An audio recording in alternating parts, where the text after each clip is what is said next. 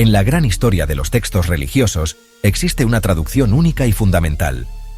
Esta obra es conocida como la Septuaginta. Su nombre proviene de la palabra latina que significa 70, un número profundamente ligado a su historia de origen. La Septuaginta es, en esencia, la primera traducción de la Biblia hebrea a otro idioma. Ese idioma era el griego, la lengua común de un mundo vasto e interconectado. Esto no fue meramente un ejercicio lingüístico, fue un acto profundo de negociación cultural. Permitió que historias sagradas, leyes y profecías, una vez accesibles solo para los hablantes de hebreo, fueran leídas y comprendidas por una audiencia mucho más amplia en todo el Mediterráneo y más allá. La creación de este notable texto comenzó alrededor del siglo III a.C. Fue un proceso gradual, no un evento único completado de la noche a la mañana. La primera parte en ser traducida fue la Torá, los 5 libros de Moisés, que forman la base misma de la ley y la identidad judía. Durante el siglo siguiente, otros libros, los profetas, las historias y la literatura sapiencial, también fueron traducidos al griego. Este esfuerzo prolongado nos muestra que la necesidad de tal texto era persistente y creciente. El mundo estaba cambiando, y para que la fe judía prosperara en un nuevo paisaje, sus escrituras fundamentales tenían que hablar un nuevo idioma, conectando sus antiguas tradiciones con la realidad presente. Esta traducción nació de una necesidad específica dentro de una comunidad específica. Durante siglos, una gran y vibrante población judía había vivido en Egipto, particularmente en la bulliciosa ciudad de Alejandría. A lo largo de generaciones, muchos habían perdido su fluidez en el hebreo de sus antepasados. Sus vidas diarias, su comercio, su educación, todo se realizaba en griego. Para estas comunidades, los textos sagrados se estaban volviendo distantes, sus significados encerrados en un idioma que ya no comprendían completamente. La Septuaginta fue su llave, una forma de recuperar su herencia y asegurar que las poderosas narrativas de su fe pudieran continuar guiándolos e inspirándolos en su propio idioma. La Septuaginta, por lo tanto, representa más que solo un libro. Se erige como un puente monumental entre dos mundos poderosos: la antigua y sagrada tradición de los hebreos y la cultura dinámica e intelectual de los griegos helenísticos. Fue un acto de preservación y un acto de alcance, todo a la vez. Al traducir sus escrituras, el pueblo judío no estaba diluyendo sus creencias. Estaban asegurando su supervivencia y relevancia en un mundo mucho más grande y diverso que aquel en el que esos textos fueron escritos por primera vez. Este valiente paso tendría consecuencias que se extendieron a lo largo de la historia, dando forma al desarrollo tanto del judaísmo como de la naciente fe cristiana, de maneras que sus creadores nunca podrían haber imaginado. Para entender la Septuaginta, primero debemos entender la ciudad de su nacimiento, Alejandría. Fundada por Alejandro Magno, esta ciudad portuaria egipcia no era una metrópolis cualquiera, era un crisol vibrante, un lugar donde diferentes pueblos, ideas y tradiciones convergían y se mezclaban. Egipcios, griegos, judíos y muchos otros vivían lado a lado, creando un tapiz cultural único. Este ambiente no solo era tolerante con la diversidad, prosperaba con ella. En los bulliciosos mercados y las calles concurridas se podían escuchar una docena de idiomas diferentes, pero el que unía a todos, en el comercio, el gobierno y la vida intelectual, era el griego. Era el idioma internacional de su época, muy parecido al inglés hoy en día. En el corazón de este mundo intelectual estaba la legendaria Biblioteca de Alejandría. Esto no era simplemente una colección de libros, era una institución revolucionaria, un centro de investigación y erudición como nunca antes se había visto en el mundo. Los gobernantes ptolemaicos de Egipto estaban decididos a reunir todo el conocimiento del mundo bajo un mismo techo. Enviaron agentes por todo el mundo conocido para adquirir textos sobre todos los temas imaginables, desde poesía y filosofía hasta matemáticas y medicina. Eruditos de todas partes fueron invitados a estudiar allí. Su trabajo financiado por el Estado. Esto creó una atmósfera de intensa curiosidad intelectual, donde el acto de traducción era visto como una búsqueda vital y noble. Dentro de esta ciudad dinámica, la comunidad judía era grande, próspera y profundamente integrada. No vivían en un gueto aislado, sino que eran participantes activos en la vida cívica e intelectual de la ciudad. Sin embargo, enfrentaban un desafío.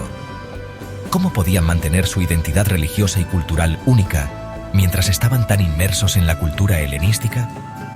¿Cómo podían explicar sus creencias a sus vecinos de habla griega y, lo que es más importante, a sus propios hijos que crecían hablando griego como su idioma principal? La respuesta residía en el poder de la palabra escrita. Necesitaban una versión de sus escrituras sagradas que pudiera hablar a su realidad presente. La existencia de la gran biblioteca y la cultura académica de la ciudad proporcionaron las condiciones perfectas para un proyecto tan ambicioso como la Septuaginta. El valor que se le daba a los textos y la experiencia técnica en traducción ya estaban allí. El proyecto no fue un acto religioso aislado, sino que estuvo en armonía con el espíritu de la época. Una época que buscaba recopilar, comprender y compartir el conocimiento. Alejandría fue el crisol donde el alma hebrea y la mente griega pudieron encontrarse. La mezcla única de diversidad cultural, ambición intelectual y realidad lingüística de la ciudad la convirtió en el único lugar en la tierra donde la Septuaginta pudo haber nacido. La historia de cómo surgió la Septuaginta es en sí misma una poderosa leyenda. El relato más famoso proviene de un documento llamado la Carta de Aristeas.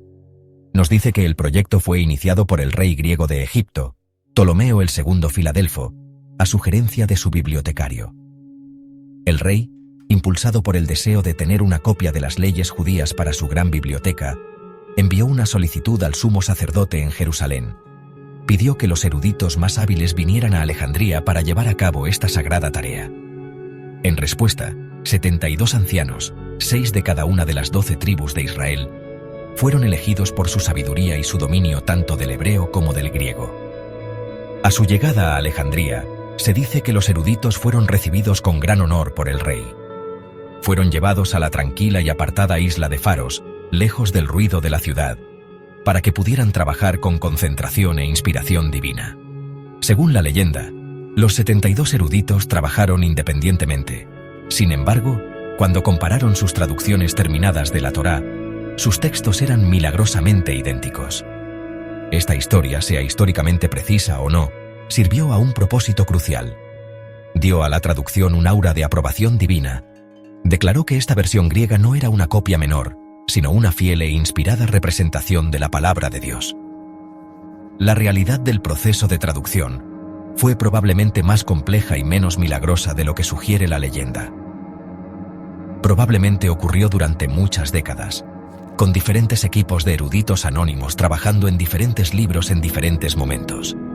Probablemente eran judíos alejandrinos, profundamente arraigados en la comunidad local y muy conscientes de la necesidad de este texto. Su trabajo fue increíblemente difícil. No solo estaban intercambiando palabras de un idioma a otro, estaban traduciendo profundos conceptos teológicos, principios legales e imágenes poéticas de una mentalidad semítica a una indoeuropea. Tuvieron que encontrar palabras griegas que pudieran llevar el peso y el matiz de ideas hebreas como el pacto, la justicia y la santidad. Este proceso requirió una inmensa creatividad y una profunda comprensión teológica. Los traductores eran intérpretes, no solo escribas. En muchos lugares, sus elecciones revelan un deseo de hacer el texto más accesible y significativo para una audiencia helenística. A veces, suavizaron las descripciones antropomórficas de Dios o aclararon pasajes que podrían ser malinterpretados por lectores no familiarizados con la cultura judía. El resultado fue un texto que era fiel a su fuente y sensible a su nuevo contexto. Fue una obra de cuidadosa erudición y profunda fe. Un testimonio de la dedicación de los eruditos que trabajaron para asegurar que su herencia sagrada no se perdiera con el tiempo o el idioma. El impacto de la Septuaginta fue inmediato y transformador, tanto dentro como fuera de la comunidad judía de Alejandría. Para los judíos de habla griega, fue un salvavidas. Les permitió estudiar, adorar y enseñar sus tradiciones en el idioma que usaban todos los días. Esto aseguró la continuidad de su fe por generaciones, pero su influencia pronto se extendió. La disponibilidad de la Biblia hebrea en griego la abrió a una audiencia no judía por primera vez. Intelectuales griegos curiosos y buscadores espirituales ahora podían leer estas antiguas historias y leyes por sí mismos. Esto llevó a un diálogo fascinante entre el pensamiento judío y la filosofía griega, enriqueciendo ambas tradiciones. Esta traducción griega se volvió particularmente crucial con el surgimiento de un nuevo movimiento religioso, el cristianismo. Los primeros cristianos eran casi todos judíos, pero su mensaje se extendió rápidamente por todo el Imperio Romano de habla griega. Para ellos, la Septuaginta era su Biblia. Cuando los apóstoles y evangelistas, como Pablo, citaban las Escrituras en sus cartas y evangelios, casi siempre citaban de la Septuaginta griega, no del original hebreo. Esto se debe a que era la versión que su audiencia conocía y entendía. Conceptos teológicos cristianos clave, como la palabra griega para virgen en la profecía de Isaías, provienen directamente de las selecciones de traducción de la Septuaginta. La Septuaginta, por lo tanto, actuó como un puente crítico. Conectó el mundo del Antiguo Testamento con el mundo del Nuevo Testamento. Sin esta traducción griega preexistente, la rápida expansión del cristianismo por todo el Mediterráneo habría sido mucho más difícil.